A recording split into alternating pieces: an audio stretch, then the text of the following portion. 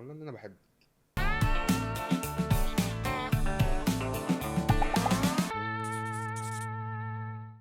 معانا قابل النهارده خفاف جدا على قلبي، صاصة ومنى السني. عاملين ايه؟ كله زي الفل يا اخي. ايه الاخبار؟ كله تمام. كله تمام. كله تمام. انا يا جماعه مبسوط قوي ان انا عمال اجرب في صحابي. ما بجيبش احنا حد الا معاك. صحابي.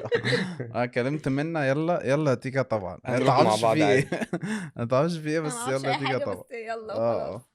بس عاملين ايه بقى؟ كله زي الفل يا اخي. جيتوا بسرعه ولا اتاخرتوا ولا إيه؟ على طول. بيكذب. مش اتأخرنا؟ على طول هو قوي. على طول بيتوه على الGPS فاهمين.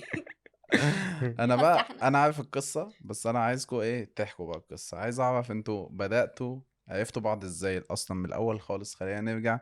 انا عارف ان زعلان انتوا ليه؟ بقالكم 15 سنه ما شاء الله، لا الله اكتر اكبر. اكتر اكتر من بقالنا كتير 15 جدا. سنه اكتر. تعرفوا بعض. فانا عايزكم بقى تحكوا لي اتعرفتوا على بعض ازاي وايه اللي حصل بقى.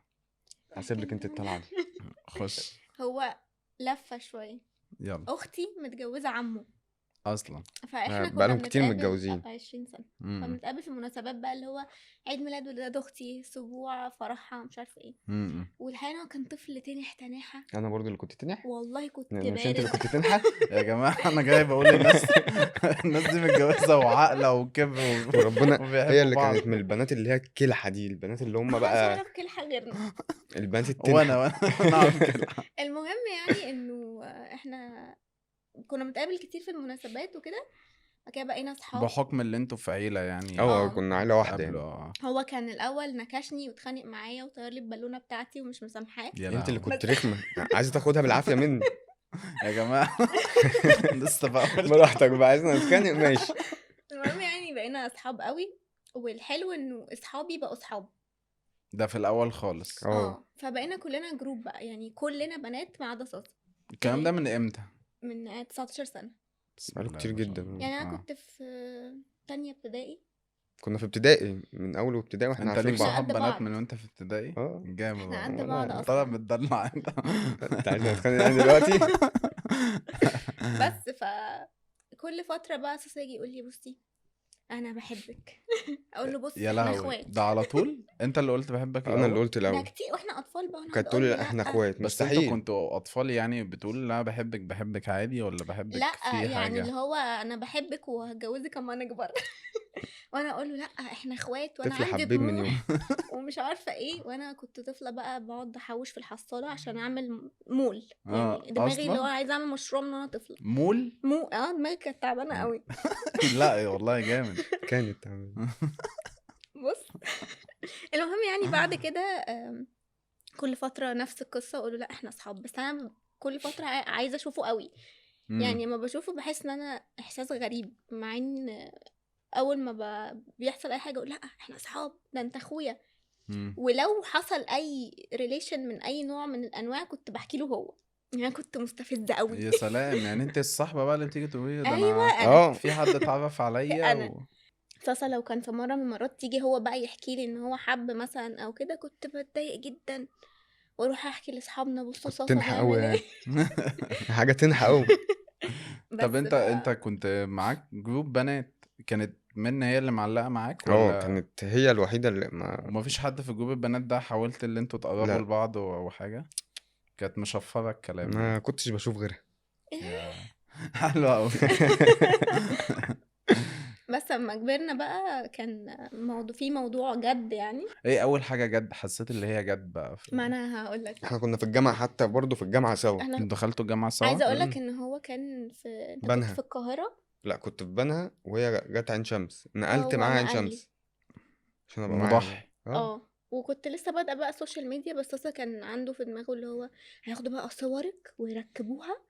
على وانا الناس اصلا لابسه وشي بكيني. طفله وشي طفله اصلا، يعني حتى لو ركبوها حتى لو محدش مش هيصدق. شايلين. فكنت دايما بقول ان اساسا مش انت هيمشي بقالك معايا قد ايه بقى في في السوشيال سكتي. ميديا؟ 9 سنين. ما شاء الله. ايوه يعني مش هيمشي بقى معايا وانا طموحه بقى والجو ده. بس مش فكان بيحب في الامرأة العاملة واللي عندها طموح. مع ان انا غبيه، يعني الموضوع قلب خالص، بس كان في يعني حاجه جد. وانا رحت قلت له بص انا عارف الترند، لا انا هتجوز. رحت قلت له ان انا يعني ممكن اتخطب وكده. انت اللي قلتي له عشان تنكشيه ولا كان لا فعلا في حد؟ لا كان فعلا لا ممكن محدش يعرف الحوار ده اصلا. ما علينا يعني. المهم انه بعد كده هو قرر انه مش هيكلمني تاني، حلو قوي. وانا قررت ان انا لما انت قلتي له انا هتخطب اه انت بقى قررت خلاص خلاص بقى بقى. قلت مش هو بقى راح هكلمها. قال لاصحابي ما انا مش هكلمها تاني وكده. امم بعد كده انا عملنا حسيت ان انا لبعض مش بلوكات قادره. اصلا كتير جدا. 40 مره هو كان بيعمل بلوك. هو كل ما يزهق لما اديها بلوك. لا بلوكات من كل حته. ما علينا يعني. المهم انه في الاخر انا اصلا دماغي تعبانه زي ما قلت لك في الاول. أيوة. وقررت ان انا مش هعمل حاجه من الحاجات دي، ورحت قلت له تعالى اخطبني. انا زهقانه. انت اللي قلتي له؟ قالت لي انا زهقانه تعالى اخطبني. طب هو معايا اصلا كان السكرين شوت. صغير. انت معايا السكرين شوت ده لحد دلوقتي. انت بعتي له ايه واتساب؟ احنا كنا في ايه، في اولى جامعه. كنا في اولى وتانية. كنا في تانية جامعه تانية. واحنا زي ما قلت لك قرايب، فاخوه كان لسه خاطب طبعا، كان خلص بقى خدمه وجامعه وكله. فطبعا كان في دماغنا ان احنا يوم ما نتخطب هيبقى بعد 4 سنين اصلا. بس الخطوبه جت بشكل مختلف يعني. يعني روحنا لقينا كل حاجه خلصانه. بجد أهلنا دول امهاتكم عسل. كده؟ لا احنا كنا خارجين يوم احنا واصحابنا عادي، وده كان اول ديت عموما. انا لسه جايلك في اول ديت يعني. كنا خارجين كلنا يعني احنا واصحابنا، فروحت لقيت مامته وباباه اللي هم اهلنا يعني. انتوا خلاص اهل، فما في يعني فكره انت بقى ما روحتش قلت لباباها انا عايزه اتقدم؟ هو المشكله ان هو اصلا ما تقدمش وما كانش يعرف. انا روحت لقيت كل حاجه خلصانه. امهاتكم لا هو والاهل بابا وبابا متقدمين ابويا يعني وأمي. الحاج قعد مع الحاج وقال خلص له الدنيا واحنا بره. طب احنا حلو ما شاء انا الله. روحت لقيت حماتي حياتي انتوا دلوقتي. كمان مفضوحين يعني، انتوا ما معروفين هو اللي ما انتوا دي كارثه بقى. احنا كل يوم ننزل الجامعه مع بعض، نروح مع بعض. احنا ابويا بيقول لي انت بتنزل تفتح الجامعه وانت اللي بتقفلها. بس حماتي اللي هي دلوقتي جت قالت لي ازيك يا عروسه، ده ازيك عامله ايه وبس. فمشوا. فبابا جه قال لي في عريس متقدم لك. قلت له عريس مين اصلا؟ فقال لي صاصه. قلت له صاصه. فبكلم صاصه انت اتقدمت لي. قال لي والمصحف ما حصل. كنت معاكي طول النهار. انا ليل نهار معاكي في الجامعه مش فاضيه. هم اتقدموا ووافقوا وخلصوا واحنا عادي. طب إحنا حلو في قوي. وانتوا كان مش عندكم مشكلة. اعتراض بقى على حاجه يعني لما لقيتوا الموقف ده حصل؟ كنتوا مبسوطين؟ والله كنت لسه بفكر بس يعني أيوة، أنا هم واخد بالي. حطوني قدام اول اذا كان واحدة. انت اللي قايله له تعالى انا اخطبني. واخد بالي. كنت بهزر. لا قالت لي انا زهقانه تعالى اخطبني. انت ما صدقت. براحتك السكرين موجود. هو السكرينز دي هتنزل هنا اوكي تمام. موجود عادي. الراجل عنده دليل. طب وبداتوا في يعني انتوا، انا عايز اعرف الديت بقى الاولاني اللي بجد اللي هو بعد ما اتخطبتوا انتوا هتنزلوا ديت طبعا نفسي يعني انت تحكي له طبيعي. بقى الحوار ده. فانا عايزك احكي لي بقى قصص. احنا ما ينفعش نقعد قاعده اللي هي الرومانسيه، ما بتجيش معانا سكه. ما فيش خالص. لا هو والله ما تجمعش، هي ما بتجيش معاه سكه. هو راجل عملي. عملي ايه؟ لا يا عم انا قاعد عايز اكل في الديت. لا يحكي له اول مره لما كنا مع اصحابنا. انتوا نزلتوا ديت مع اصحابكم؟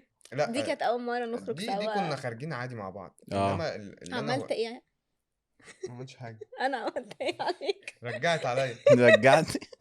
رحنا دريم بارك. معفنه ثانية واحدة أصلا. بهدلاني. لا تاني مرة اما كنا في يعني انت لما رجعت عليك ايه يعني عملت ايه؟ اعمل لها ايه؟ طب اضربها واسيبها وامشي؟ ايه ده عليها؟ استحملت امر الله. اعمل ايه؟ تاني مرة دي اللي كانت صعبة بقى. هو كان عيد ميلاده، فانا حجزت له في مكان رومانسي جدا. مش هينفع. وقلت له البس شيك ولبست دريس وبتاع. مش هناكل. فقعدنا يعني انا نفسي اقول حاجه. يعني نفسي انت يا ابني عمال يتريق عليا. كل حاجه احنا حافظينها. هنقول ايه؟ هنقعد في الديت. ايوه بس في حاجات كده يا صاحبي اللي هو كل حاجه يومي معروفة. بقى ده كل حاجه معروفه. هنقول ايوه. اصل احنا مش بنتعامل مع بعض ان احنا مخطوبين بقى وحبايب. احنا اصحاب اصلا. فاللي هو انتوا عارفين كل حاجه عن بعض فخلاص قوي. هننزل نقول ايه؟ حافظين كل حاجه. فهنقعد في الديت نقول ايه؟ الاكل هناكل ايه؟ زعلت عشان طلبت موزه ضاني. موزه ضاني في الديت يا صاحبي؟ ما بنعملش كده في الديت خالص. انت محتاج تقرا عن الديت شويه. كنت عايز اكل. طلبت موزه ضاني. زعلت اليوم ده اشتغلت يا موزة ريته ضانية. بس انت طلبها انت الناس كنت كلها. قاعدين فين موزة يا ابني ضاني احنا كنا حاجزين في اوتيل كده والدنيا هاديه والناس كلها قاعده باصين لبعض وشموع. اول حاجه عماله خالص ان هو مسك ايدي فقلت الواد ده رومانسي حطها جوه الشمعه ليه طيب معرفش ايه السبب. ما هو على فكرة يعني في نوع من الناس لما بيتوتر بيبتدي يعمل حاجات اعمل اي حاجة. هو مش متوتر، هو طبعه كده يعني، هو بيرزي بس بيهزر جاي يعني. يرخم عليكي. مؤذي انا الاذى فيها حاجة صعبة. وايه اللي حصل بقى بس ردت؟ بعدها الناس كلها ساكته، طلب موزه ضاني فانا تمام. بعد كده بجد الناس ساكته خالص. لو طلب سمحت ام علي عايزه بقى قرن فلفل اخضر. انتوا كنتوا قاعدين فين يا جدعان؟ ما هو الموزة كانت عايزة قرن فلفل مش حراقة. مش مهم عدي الدنيا، روح كل يا عم في البيت. المشكلة ان هو ضايقني اكتر وجابوا لي قرن فلفل احمر، احمر لا فرحت ما ناديه صح. له تاني. هو انا مش قلت لك اخضر؟ هيجيبوا اخضر. انا الاحمر ده ما بحبوش مش عارف اكله. ايوه بس والله يعني يمكن اكتر حاجة بحبها في صاصة على قد ما هو عشوائي كده ان هو عشوائي اصلا يعني، يعني مش انت عشوائي يعني ان هو طبيعي طبيعي قوي طبيعي قوي. وبيعرف يتعامل مع كل الناس في كل الاوقات. دي حاجة حلوة جدا عشان وعلى هو متربي في مكان بيخليه يعمل كده. قد ما هو يعني بحسه هو متربي بجد قوي، بس في نفس الوقت هو عادي مع كل الناس بيعرف يتعامل مع اي حد. وبيعرف يتعامل مع اكبر حد واصغر حد وكل المستويات وغريبة ان هم كلهم بيحبوه. ما شاء دي الله. حاجة هو غريبة لا جدا. هو ما شاء الله انت يعني. قلت اكتر حاجة بتضايقني اكتر حاجة بحبها. لا بحب ده، بحب بس جدا أي. كده. اكتر حاجات بتتضايقي منها برضه. ساعات اللي كل الناس تحبه. لا ان انا لا عشوائي. عشوائي على عشوائي فكرة يعني قوي. 90% من الرجالة كده. لا لا 90% من الرجالة بجد يعني ما طلعتش لوحدي ليه ظلماني. اللي هو والله احنا العظيم مش بنرتب حاجة هي ما كده بنظبطش بتمشي حاجة بتيجي. تمشي من عند ربنا. ماشي. طيب استحملي. مين بقى جاب هدية للتاني الأول؟ وإيه أغلى هدية جبتوها لبعض؟ صاصة اللي جاب الاول. انا انت انا شكلك بحب مدلوق، الهدايا. انت شكلك اه فاكر مدلوق يا البوكس صاصا. ده؟ كنت بجيب لها زمان في كل مناسبة لازم انا متعود كل كده. مناسبة اه اه كان بيجيب لي انت عروسة شغال في فول كل تايم مع على طول. ليها. لا انا بحب المناسبات دي. انت بتحب تهادي عامة اه الشخص اللي بتحبه. وعلى طول كنت عامل لها بقى بوكسات وتقول لي انت زي اخويا. برضه السكرين موجود معايا سكرين موجود. كل تعمل ما يجيب بوكسات بوكس واصرف واكلف وتقول لي انت اكتر اخ ليا. يقعد بقى يطبع لي صوري، انا اصلا بكره الهدايا دي، ما اللي بحبش هو تلاقي الحاجات اللي واحد طابع فيها. لك على اه ابلكاش كده ولا انا خشبة بعمل بكره. صور. بوكسات ومن جوه بقى ايه صورها وتفتح البوكس يتفتح من الاربع جناب انا كنت بقى ما بعمل شغل بحبش برضه الحاجات يعني. دي. فهمان يا هو ابني يعني والله. كل عيد وكل مناسبة يجيب لي عروسة، يا اما كان يجيب لي خروف عارف. ولحد دلوقتي عيد بس لحد عيد دلوقتي بقى، كبير. هو دلوقتي لو ما جابش ده يا لهوي على اللي بيحصل. دلوقتي تاسك عليك، نخش في ده قصه. شغل. طب ما يا ده بنت شغلك. ما انت زمان كنت بتتضايقي دلوقتي خلاص خلاص. بقى دلوقتي بقت المدام. طب انت جبتي له ايه؟ بص انا شخص طول الوقت بيهادي كل الناس اللي حواليا، اه يعني مش بعمل هدية في مناسبة، انا يعني طول قصدي عيد الوقت ميلاده. يعني جبت موبايل. الموبايل انا بحب اعمل مفاجأة، يعني بحب اعمل مفاجأة كده ويتفاجئ ومش عارفة ايه واجيب اهله واصحابه. يا بس لهوي. بحب انا اللمه. بحب اللبس، يعني من ساعة ما ارتبطنا تقريبا انا اللي بختار لبس صاصة، عمره ما ما ما انا بقتش شايف اعرف ماتشنج يا 24 بقتش ساعة اما اعرف بسم اجيب الله ما لبس. شاء الله. يا اما بننزل سوا يا اما هو بيخليني انا اروح اختار له كل حاجة، ما اللي هو بقاش هاتي يعرف. يا منى وانا انا في انا فعلا السليم دلوقتي ما معاك. اه بقتش اعرف ما انزل ان بقاش انا يعرف اشتري لنفسي يختار لبس لبس. ده بقى صعب بالنسبه لي. بجد. بقيت مريح دماغي من الحته دي الحمد ما لله. هوش يعني الرجالة ما بتحبش الشوبينج عامة لا في يعني. ناس لا، بس هو حتى لو على حاجة اونلاين يعني ما انا اللي بختارها، اصلا انت فطول بتكسل الوقت تبص هدايا. على الحاجة خلاص ما اونلاين. بقتش اعرف اجيب. لا عشان اه ذوقي حلو مثلا، ايوه ده كده كده. المفروض تقول كده ولا ايوه ايه؟ انا غلطان اخرة المجامله يعني. حلو قوي. بس ما فيش حاجه. طب انت اغلى. لما جيت بقى حكيت لاصحابك انك بتحبها كان ايه رد الفعل؟ في حد قال لك طب لا اتقل، طب يا ابني استنى شوية، طب ما تجرب لا كان شوية؟ كله كان بيقول لي حاول تاني. حاول هي هتيجي. هو كان فاقد هتيجي. الامل اصلا. انت كمل يعني بس. كنت تقول يا جدعان انا بحب منة وعايز من اروح غير ما يقول ارتبط. عينه كانت انا كنت بتفضحه جدا. مفضوح. ما امم انا مش حبيبي مفضوح تسلم. ابويا ما كانش هيعمل كده. ايوه. طب وانت لما حكيتي لاصحابك في حد قالك لا او لا، هو كل الناس كانت عارفة بلا استثناء. آم، صحابي واهلنا وحتى الناس اللي ما تعرفناش. يعني احنا لو قعدنا قاعده كده ناس ما تعرفناش كانوا بيقعدوا يقولوا لي صاصا بيحبك، انه على طول قاعد باصص لي كده. ما هو ما بيتكلمش في غرقان الطبيعي بس ده هو غرقان بيقعد يبص بتأمل. لي كده. فكان بيبقى باين قوي يعني. حتى لما قلت ان انا هتخطب كله قال لي انت تتخطبي لصاصا، مع اني كنت مع انك ما كنتش 100% قايله. اقول ده اخويا ومستحيل ولو اخر واحد في الدنيا. لو اخر واحد في الدنيا مش هتخطب له، احنا اخوات. بعد كده اتفضحتوا بقى. حبيبي تسلم. احلى اخوات في الدنيا. طيب انا عايزك تحكي لي اكتر بقى على المشاكل اللي هي قبل ما تتخطبوا. كنتوا بتغيروا ازاي؟ يعني انت كنت بتغيري، هو كان عارفه فتره الاستعباط دي، فتره الاستهبال دي.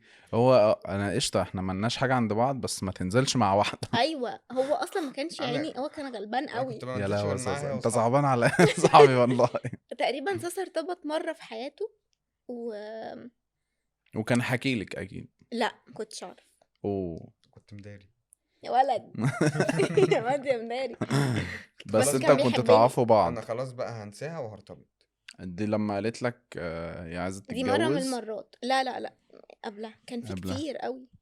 انت كان بيتقدم لك كتير وبتيجي تقولي له؟ لا لا لا، انا اصلا كنت زي ما قلت لك دماغي كنت عايزه اعمل مشروع واكبر وانجح والجو ده. فكنتش قوي بركز في الحاجات دي. حلو وكنت دايما حاطه اللي هو كل حاجه بتيجي في وقتها، وانا مش عايزه دلوقتي. انا اصغر واحده في اخواتي، فكنت بقعد بقى اتعلم منهم. كلهم اتخطبوا واتجوزوا الغلطات اللي بيقعوا فيها فانا انت حياتي مش عايزه تبقى غير، يعني مش عايزه كده.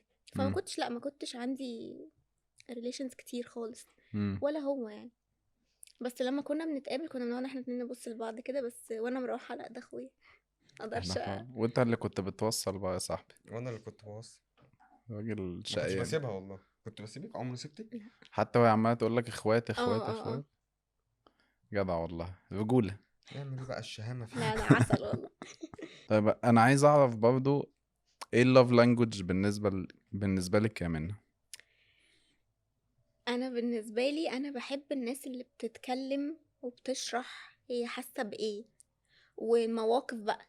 يعني لانه انا اصغر واحده في اخواتي، بس دايما مثلا اخواتي بيعتبروني ان انا اخت كبيره. اصحابي دايما يعني بيعتبروني رئيسة الشلة، عارف انت الجو ده، فاهم. مع اني اقصر واحدة. رئيسة العصابه. فدايما الناس بتعتمد عليا في حاجات، وانا بحب كده. انا برج الاسد، فانا اصلا بحس ان انا عايزة امشي الدنيا. فهو بقى العكس، يعني عايزة هو بقى اللي يبقى بيقول لي كل حاجة. يعني انت اللوف لانجوج بالنسبه لك انت بتقعدي تحكي له؟ انا عايزة احكي ويتحكي لي، يعني عايزة هو بقى يقول لي كتير هو قد ايه اللي هو بيحبني. ومش التعبير.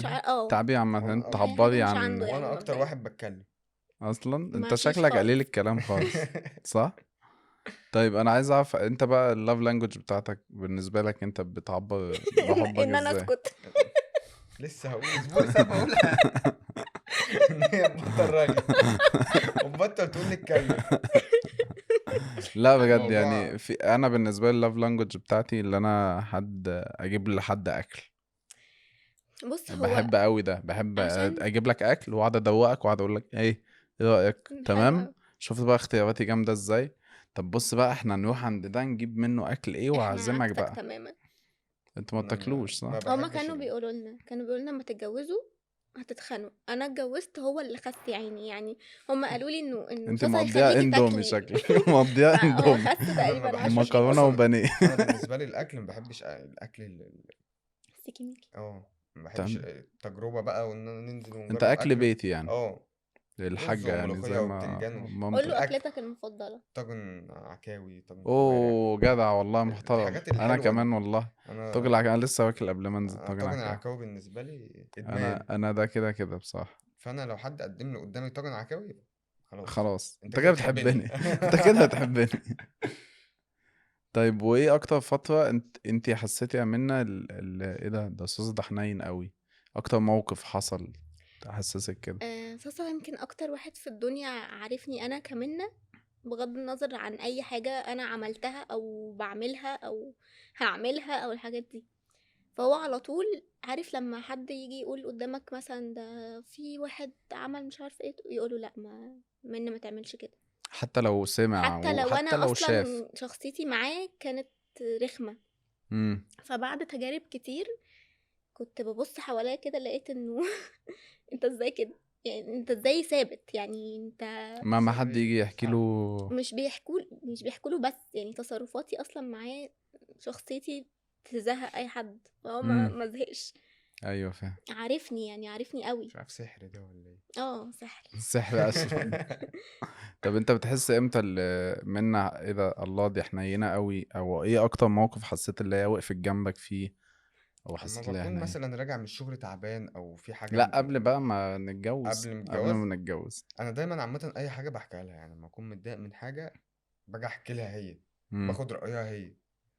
فتلاقيها دايما هي واقفه جنبي في كل حاجه، سواء شغل، اي حاجه، حتى تعاملاتي مع اصحابي مع الناس دايما تقول لي اعمل وما تعملش. فدايما هي واقفه جنبي يعني. انا انت امي انا اللي جامد. ايه الصفات اللي ظهرت في صاصة بعد ما اتجوزتوا؟ الصفات الحلوة والوحشة. يعني انت دايما يقولك انتوا مهما تعرفوا بعض بس لما تتجوزوا هيظهر هتبتدوا حاجات. تكتشفوا بقى بعض فعلا. هي ابدأي بالحلو طبعا. كنت بقول له بحس ان احنا ما اتجوزناش. ازاي؟ يعني هو ما اتغيرش كتير، احنا كنا واضحين قوي بصراحة في الخطوبة، كنا مبينين كنا كل حاجة. واضحين موت. كل حاجه بس باينه. اكتشفت، لا هو اكتشفت ان هو حنين اكتر بكتير، ان هو مش عشوائي زيي في حاجات البيت، يعني بيحب حاجته. انا يعني حاجتي منظم يعني. بالنسبه لي تمام، قشطه، ضاعت تمام، مفيش مشكله. حاجتي عزيزه.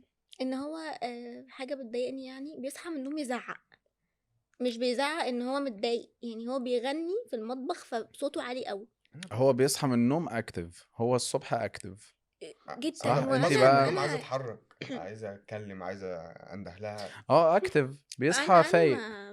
انت بقى بالليل شكلك بالليل بغض تبقى النظر، اكتف انا ولا انت مش يعني اكتف هو اصلا؟ ما بحبش ان هو يقعد طول الوقت بيزعق، يعني بيغني يروح مزعق، يندهلي من اخر الريسبشن وانا في الاوضه التانية منها، فبقعد في اي اقول له حته عامه ابعت لي على الواتساب. وات صوتك. ابعت لي على الواتس. حتى واحنا في الشارع وات صوتك. بس لا ده يعني ما عرفت بيك وانت مش صوتك مش عالي في العادي. ما انت ما ممكن هو ما تعرفوش بياخد يعني، راحته بقى، بياخد راحته في البيت. انت ما تعرفوش. دي صفاته اخد راحتي يعني. في اي حته عامه. لا هو بصراحه يعني اسمها ايه اللي بيقولوا، اللي هو بيتوتي. جنتل جنتل جدا يس. في البيت بصراحه، نايس تو راجل ميت. محترم Nice to meet حبيبي. you. تسلم. طيب وايه الصفات بقى اللي انت بتحبيها؟ انت قلتي اللي هو مش بتحبيها جوه. هو انا قلت اتنين مع بعض على فكره. انت قلتي اللي هو بيزعق او بتاع ده مش بتحبيه. لو قلت ان بيزعق انا بهزار، يعني على مش طول بزعق زعيق خناق. لا ما اساسا يعني انا بخافش. قصدي مثلا انا ما بحبش مثلا انه يبقى مفتوح عليا الصبح. لا ما يمكن احنا بحبش بنعمل نفس الحاجات انتوا الاتنين في ايكوال يعني. يعني قوي احنا الاتنين شبه بعض قوي. حاجات ما بحبها، حاجات ايه قلت بحبها. كل حاجه فيها بتتحب. كل ده كل حاجه فيها كل الحاجات دي كلها. كل الحاجات دي حاجه ما تحبيها. تتحبش. لا والله يعني فكرة انه الموضوع غريب شوية ان انا ابقى عايشة مع حد واحد بس، واللي هو انت ايه اللي جابك هنا زي بحبك كده. اللي هو ببقى قاعدة مستنية قوي انه يفتح باب الشقة ويجي جايب لي حاجة حلوة. ليه طلة كده جدا، يعني ما شاء الموضوع الله ده ما شاء الله. حلو قوي بصراحة. واحنا متجوزين يعني ما شاء الله. اسمعتيني ثبتتني. ايه رأيك؟ طب انت ايه الصفات اللي انت شفتها يعني اكتشفتها بقى في منا بعد ما اتجوزتوا؟ صفه وحشه ما فيش، اصل هي انا حفظتها بكل حاجه، بشخصيتها، بدماغها التعبان. يعني هي احنا بكل احنا حاجه. ممكن نقول اللي هي مثلا هي بتصحى متأخر، انت اكتف، انت بتنزل شغلك بدري. انا كده صح؟ بنزل الشغل بدري. هي معلش في خش يا حاجة باشا. انا بكرهها، يعني ما افتكر. كنتش اعرفها. صاصا بيظبط المنبه لو هو يصحى 9 يظبطه 6. بظبطه من 6 7. ما بيصحاش غير لما بقول له هدب التليفون في الارض.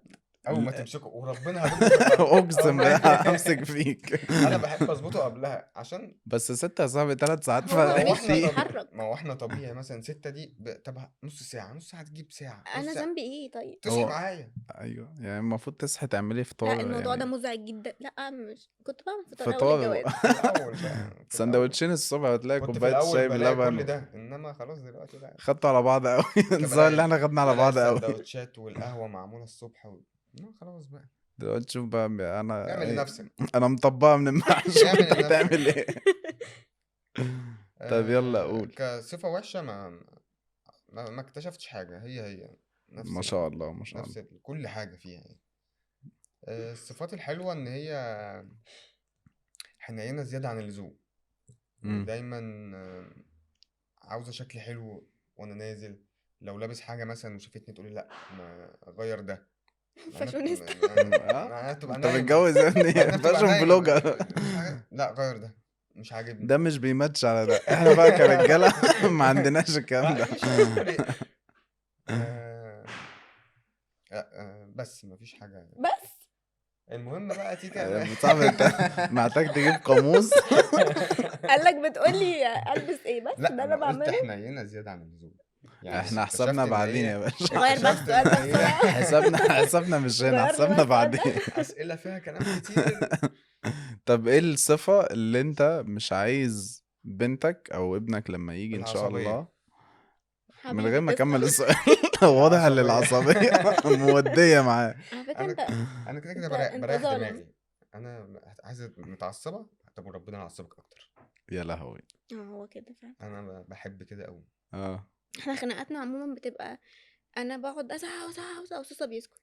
هو اول ما يزعق فنتصالح. انت كده غلطان يا باشا. لا والله انت لو صح عملت انت إيه غلط، انت كده بتتأسف كده وحقك غلطانين عليا بس كده هو كده. مجرد ما بيزعق بصراحة انا بسكت يعني، عشان فبنتصالح. بتعيطي. أنا مش بسيبها دايما. 99%. بوينت 9. أيوة. طيب ايه الصفة اللي انت مش عايزة ابنك او بنتك ياخدها من صاصة؟ نفسي يقول اللي هو بيحسه. انت يعني هو بيبقى عنده اكتر، فانا ببقى عايزه اعرف ايه اللي عنده عشان ابقى انا عارفه اتعامل. فاهم حاجه؟ فهمت وده مش معايا انا بس، يعني هو عموما هو لو اصلا مع العيلة ومع يعني اصحابه ما صاصة لو متضايق من بيتكلمش. حد مش بيقوله ان هو متضايق، فممكن تصرفاته تضايق اللي قدامه بتعامل من عادي غير ما هو من غير ما تنبه اللي قدامك اللي انت متضايق وهو منك على وهو فكرة. يعني هو التاني بيبقى غلطان. فانت لو قلت له ان انت زعلان منه طبيعي يعني مش هيبان ان انت بتعمله ده غلط. ايوه فاهم، او على الاقل هيجي يكلمك ويتصالحك انا لو دايما بقوله ان النقاش ده هو اللي بيبقى سبب في نجاح كل حاجة. امم ان انت تنجح في شغلك في حياتك في كل حاجة، عشان اللي قدامك بيبقى عارف انت ما بتفكر ازاي. بعرفش بحب انت بتكبر دماغك اه صح؟ مش بتحب، انت بتكبر لسه دماغك. لا مش بيعرف. مش بحب ومش بعرف، مش اللي هو ما بعرفش لسه هنهد قشطة. اللي هو بيحس اللي هي يعني حوار طويل لا بيكبر دماغه. لا هو مش بيعرف، لما بيجي يحكي اللي جواه بيقعد يعمل بتنرفز. كده يتلعثم ويسكت. كده يقوم مودي بقى اه جامد. لا يا باشا ما تتكلمش احسن ادام اصل بتتعصب. هتلاقي اكتب له ويخش في على نرفزة الواتساب بقى ايه زي الفل. نينجا. اكتر خناقاتنا لما تيجي نتخانق تلاقينا بصي احنا هنسكت، هنتكلم عن واتساب بقى. بص عامة الثيرابي دايما بيقول لي اوعى تتكلم في واتساب او تليفون. وش لوش. عايز شخص عزيز على قلبك او شخص او موضوع يعني في ممكن يبقى في دبل مينينج في الكلام، محتاج تقابل الشخص ده تقعد تحكي له ويشوف البادي لانجوج بتاعتك بتقول ايه وبيعمل ايه وكده، ففي الاخر بتوصلوا في حتة حلوة. الواتساب ما فيهوش يعني انت بتتكلمي من غير ايموجيز ومن غير اي حاجة، ففي ممكن فانت تتفهم بتزعق غلط. ليه؟ لو انا مودي وحش هعرف انك بتزعقي. طب ايوه لا انت قصدك ايه بالكلمة دي؟ انت بتكتبي كده معرفش ليه؟ احنا ليه فاهم؟ معانا العكس. احنا عكس، احنا بنتفاهم على الواتساب. عشان لو احنا في وش الوش انا بتخانق لوحدي مبدئيا. اه لا انا خلصتي. بالنسبة لي في الشغل او في علاقاتي عامة مع صحابي انا اقابله اقول له كل حاجة الموضوع يبقى خلص. احنا غير مع كده بعض، مع بعض عكس يعني عكس الحوار ده على الواتساب بنخلص الدنيا، انما مع اي حد تاني ما عادي. قشطة. امم جامد. بيس. طب انت ما قلت انت قلت الصفة صح، انا نسيت. كانت ايه؟ اللي انت يعبر عن مشاعره، اه اللي هو محتاجين يعبر عن مشاعره. ايه الحاجات اللي لو رجعتوا بالزمن فيها مش هتعملوها في الفرح، او يعني في الايفنتس بتاعتكم، اللي هو كاتب كتاب، في الفرح خطوبة، فرح؟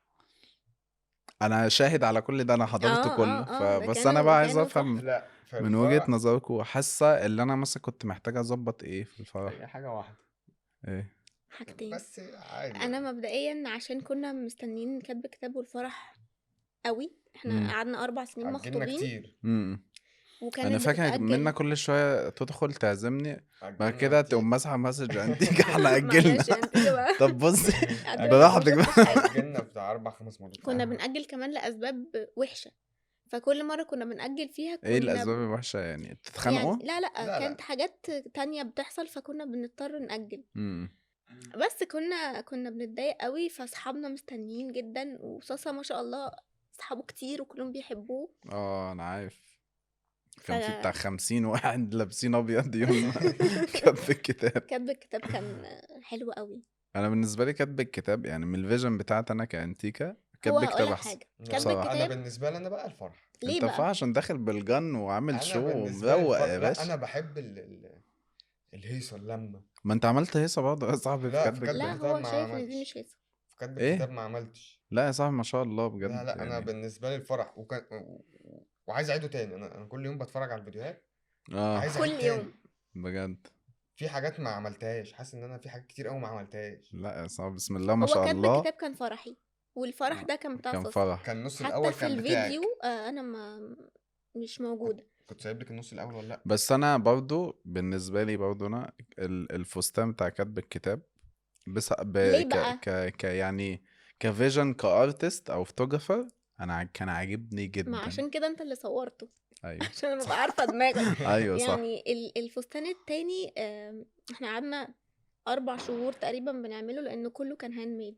اوف مجهود. ليه بقى؟ لانه انا عايزة بيلمع مش عارفة ايه. في اضاءة معينة يدي بقى كان شكله اللمعة. عاجبني، بس يمكن الفستان خلاني قعدت نص اليوم متنكدة. عشان ضخم قوي. تقيل. الفستان كان تقريبا 70 كيلو وانا ايه اصلا انت اصلا مش 39. 70 كيلو. هي 39 39. كيلو.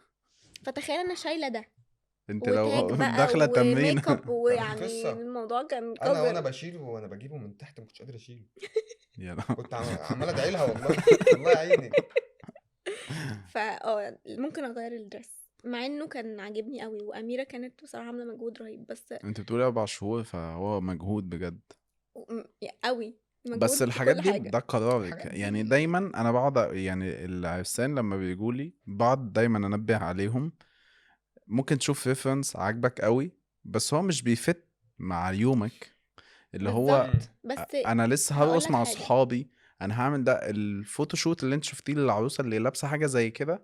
لا ما هي شفتش. خدت يعني، انا بتكلم مع العرسان، تخيل دايما يومك ماشي ما ازاي. انا هقول لك حاجه، ده علشان انت ممكن كل يوم بتشوف افراح. امم انا ممكن احضر افراح كتير، بس انا ما كانش ولا مره في فرحي، ايوه فاهم. فمستحيل اتخيله. تتخيلي اللي هو انا يبقى تقيل كده. بتخيل شكلي عايزه يبقى بس في صور حلوه ذكرى لذيذه، بس عمري ما اتخيل حاجه جوه الفرح.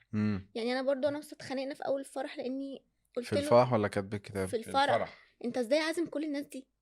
واكتشفنا ان ولا اهلي ولا اهله ولا اصلا الناس دي احنا نعرفها.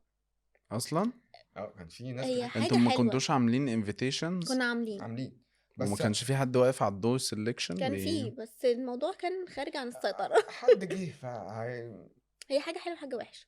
هي مش حاجة حلوة. لا في ناس هم كلهم جايين احنا بنحبكم، طب انتوا مين؟ ايوه ما هي في بقى برايفسي عشان كده. فانا لما دخلت لقيت كل الفرح ناس معرفاش، قلت لها احنا كده كده هنتبسط. قعدت اقول له هو انت مين خلاص دول؟ اليوم بقى بدأ. قلت لها انا كده والله لو مين جه هنتبسط. ايوه هو استاذ بصراحة كان هو ضاربها على كده الصعيد. انا لا. مين جه انا دخل هتبسط. بالجن. خلاص الموضوع خلص. اللي هشوفه موته. خلاص لسه هنزعل. خلاص نزعل اصل ليه؟ صح يوم. بس واتبسطنا. انا بالنسبة لي كاتب الكتاب كان كاتب اضاءته الكتاب احسن، مشاعره كان تحفة. المكان احسن، وانتوا كنتوا اهدى. انا فاكر انت هو اتاخرت عليه، انا فاكر دي برضه. حاجة بقى الجو كان مش حر حلوة. موت. يا بس لهوي حر، ما تفكرنيش، انا التيشيرت بتاعي كله. لا، مشاعره كانت لذيذة قوي، وكان مترتب، وكان التيم كله حلو، وانا كنت مرتاحة جدا، الناس كلها كل واحد فاهماني. كان فعلا جاي مظبوط و... في حتته يعني. وكل الناس اللي كانت في كتب الكتاب كانوا مبسوطين من كتب الكتاب، فطلعوا كل حاجة حلوة. ايوه دي حقيقة. ما كانش في حد جاي عايز يعمل لقطة، كان كل محدش الناس بيشو فرحانة، اوف. فكله ده بيعمل فعلا ده ده فعلا بفرحة. كان حلو فدي بصراحة قوي. كانت كان هو ايه اللي بتاعك اتأخر؟ انت تتكلمي عليه. مين اتأخر؟ مأذون اتأخر. اتأخر. ده ما كانش انا عايز يجي فاكر اصلا. ايوه انا فاكر كان عنده اتأخر. مشكلة او حاجة زي كده. اتأخر. اه انا ما كنتش مركزة معاه بصراحة. بس لا يعني اوفر اول اليومين كانوا تحفة الحمد لله. حقيقي. بسم الله ما شاء الحمد لله. الله، بسم الله ما شاء الله. الحمد طيب لله. ده بالنسبة للفرح، انت حاسة ان في حاجة في كاتب الكتاب كنت لا. محتاجة تغيريها؟ لا. انت الفرح ال- الفستان بس ده اللي كان حاسة انت تجيبيه اخف؟ مفيش حاجة تانية. لا. كنا عايزين نجيب حاجة تانية، مغني مش عارف كان في ساعتها. حد بس رضا كان البحراوي مشغول. طبعا. لا، اوكا. اوكي. اوكا كان مشغول. مم. جامد، انا بحب اوكا قوي. جبنا لذيذ بدلهم قوي. الدرامز والأورج. وايه بحبهم احلى نمرة او احلى حاجة حصلت في الفرح؟ بالنسبة لي، الدرامز والأورج. بص، انا ايه ده مش انت بقتنع دماغ بالموضوع في ده. حتة تانية. هم اصلا عبد السلام انت وحاجات. عارف ان اللي احنا هيكبروا الموضوع ده كان هو ما كانش يعرف. انت جايبه هو له. كان بيحجزه وانا رفضت، قالت لي لا وهيبوظ الفرح فهو اه كنسله، رحت انا حاجزاه عشان يتبسط، مع اني ما بحبش الجو ده خالص. ايوه فاهم. بس اتبسطنا ما يعني. كانش هينفع مع الشماريخ دي كلها.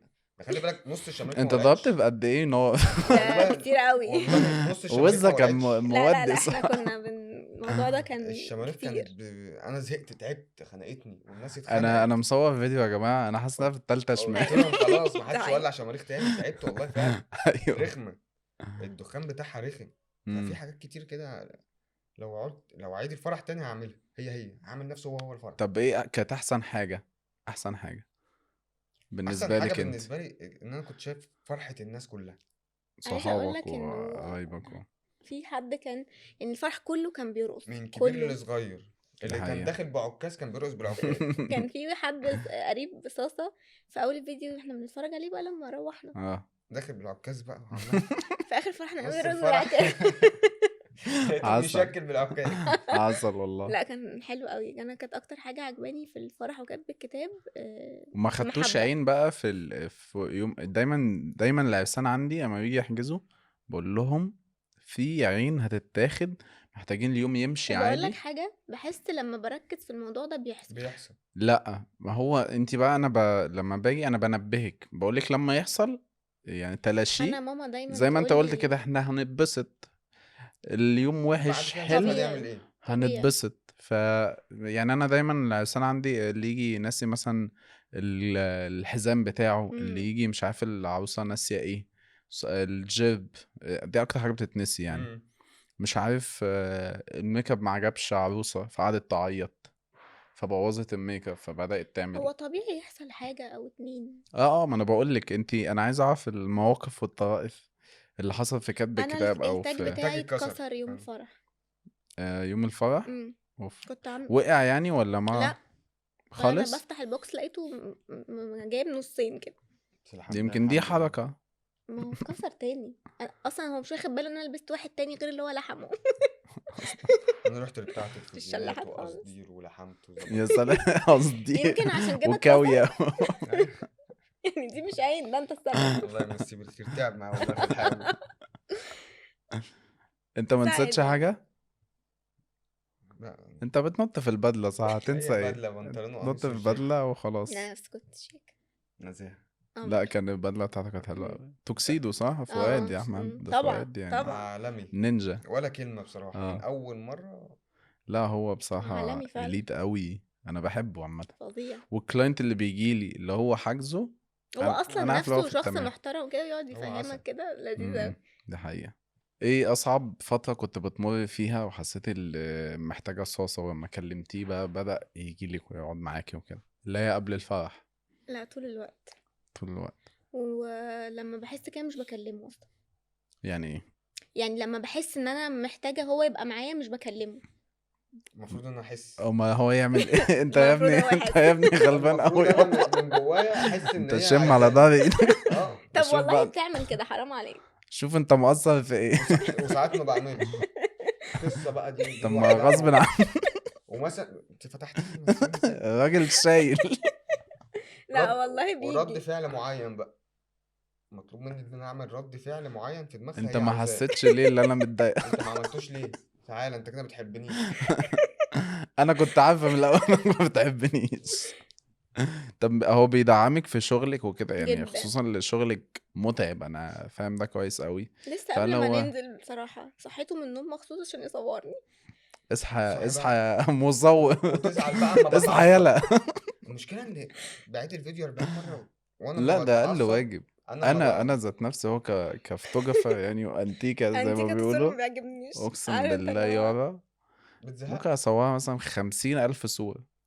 لو صورته بنفس كل حاجه هتبقى زي الفل. والله لا نفس لا لا. وبحرفية وبخبرة، تقول لك وبحس ان هي بعد مش 60 صوره تقول لك مش بنفس، امال النفس هتيجي امتى طيب؟ هتلاقي موبايل تيرا.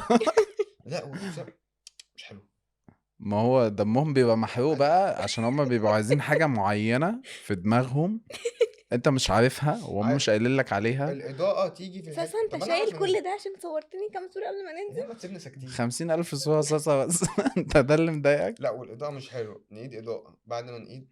لا برضه مش حلو، نقفل تاني. طب ما احنا لسه مصورين، هنصوره تاني والاضاءه مقفوله ليه؟ ايوه ما ايوه. احنا لسه مصورين. لا الراجل سبورتها من هو زمان الاهتمام قوي. ما انا بيطلبش. اصلا كنت مصوركم في فرح بطوطة، هو كان بيصورك برضه. اه انا في كل فرح بروح بلاقي الواد طبيعي. الغلبان ده حتى مذلول قدامي. طب واحنا ثانيه واحده، واحنا في ثانيه الجامعه واحده، انا اللي كنت بصور. ثانيه واحده. مين بيصورك؟ انت طيب. بس هو بتصور. ما بيطلبش على اه فكرة. لا ثانيه واحده يعني بس. الرجالة والله ما بتطلب من غير انا ما اعرف. بتصور ايه؟ ايه صورتين ثلاثه وخلاص. ده كذب بقى باين. امال كام صورة؟ 100 عادي. عمري ما انا اتصورت ال100 دي.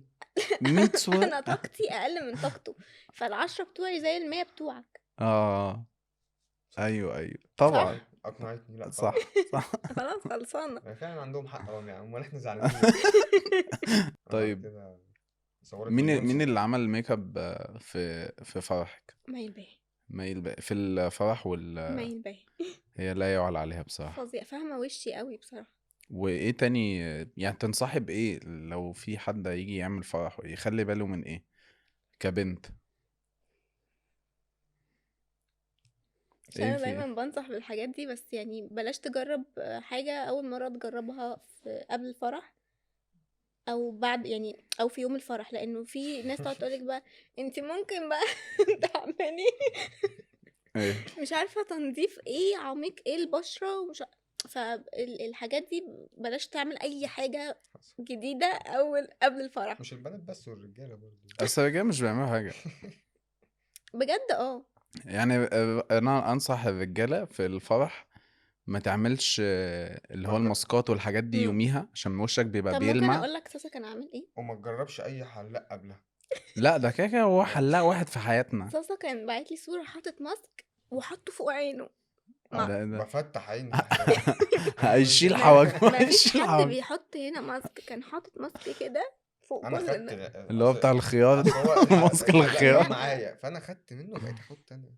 اه اللي هو مش هتعبك ايوه يعني. عايز افتح وشي اكتر بقيت احط لا حوالين ده بقى عيني. دي حاجة غلط تماما، اللي انت يوم الفرح تعمل ماسكات، تعمل حاجات تنظيف بشرة الكلام ده، لان انت بتنزل بيبقى وشك بيلمع قوي، واضح اللي ان فيه انت حاجة لسه مش حالق. مظبوطة. هو تلاقيك محدد دقنك قوي وصابغ هنا لا هي شنبك من قبلها ودقنك، من هي قبلها قبلها ب4 ايام، وبيجي هو يوم الفرح الصبح يسرح يظبط لك يظبط. بس. هو ولا تجربي حاجة قبل الفرح مختلفة، ولا يبقى معاكي زحمة كتير يوم الفرح، لانه الموضوع ده بيوتر بطريقة مش طبيعية. ايوه صح. حتى لو انت مش بتتوتري هتتوتري. انا يابا كانت جايبه بتاع 20 حد، انا ما واحده كانش معايا صاحبتها، اصحابي في فده البروجرام، اكتر حاجه خدت بالك. اخرتنا انت كنت انت ومامتك واختك جت في بس الاخر كمان، يعني اختك كانت هي كانت بتعمل لك موجودة حاجات، بس كانت كانت بس جوه، بتمانج، كانت قاعده بتمانج لان معانا. انا من الناس اللي بتتوتر جامد وفي نفس الوقت مش عايزة ازعل حد مني، الناس دي فرحانالي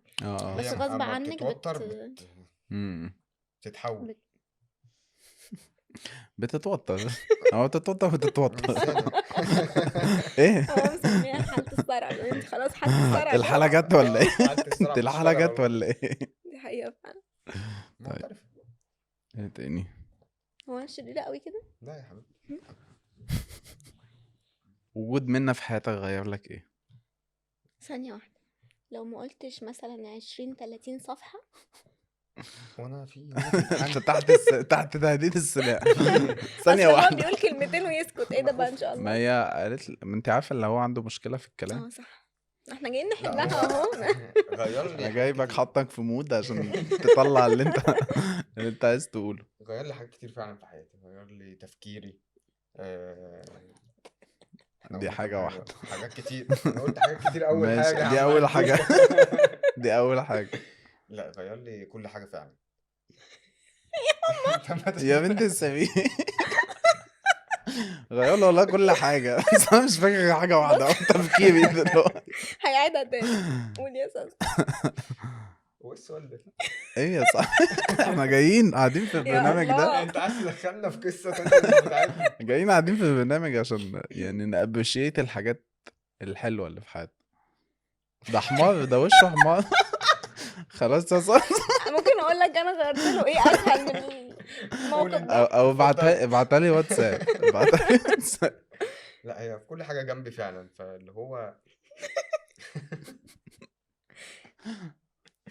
هتضحكي ولا اتكلم؟ اسكت اهو. يلا غير السؤال. غير لي السؤال مش غير لي حاجة في حياتي خلاص هو احنا هي اللي في القلب في القلب اه ولا اكيد انت عارفة ان انت غيرت لي كل حاجة في حياتي، يعني غيرت لي طب تفكيري، ما تقول. طريقة كلامي، مم. طريقة لبسي، طريقة تعاملي مع الناس. ليه ليه؟ غيرت كده؟ عشان انا خلاص بتعامل انت كده. بتمتحني مش عارف هو احنا في اختبار. خلاص انا صلى استغيرت على يا عم النبي بقى. السؤال النبي. عمال ابص لك عشان تخش في سؤال غيره كده، خلاص لازم نخش في نغيره انا بخناق. فاهمك. انا كمان فاهم يا صاحبي والناس فاهمه انتوا فاهمين كل حاجه طبعا فاهمين كل حاجة. طيب وجود صاصه في حياتك غير لك ايه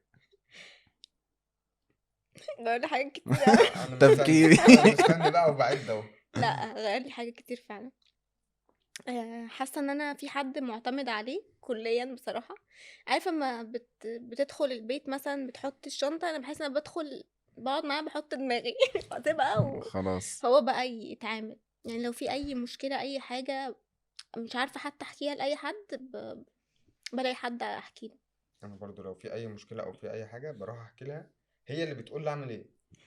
ايوه مع ان انت عادي ممكن تعمل ده بس بتحس دايما اللي هي لازم. احكم منك في الحته دي يعني مم. صح وايزر اكتر هو بيقلب كل المواضيع المأساوية لحاجة تضحك، فدي حاجة بحسها تالنت. وبتزعلك. ميك سنس لا مش دايما.